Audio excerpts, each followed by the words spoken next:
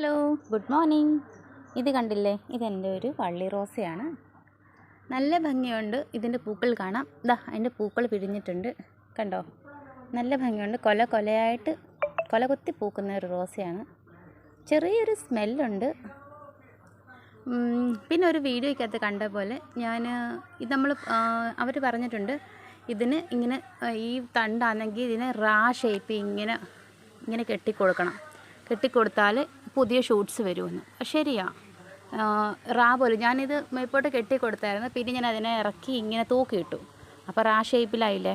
ഷേപ്പിൽ വെച്ചപ്പോഴത്തേക്കത്തെ ഷൂട്ട്സ് കണ്ടോ? ഇഷ്ടംപോലെ ഷൂട്ട്സ് പൊട്ടി മുളച്ച് വരുന്നുണ്ട്, കണ്ടോ?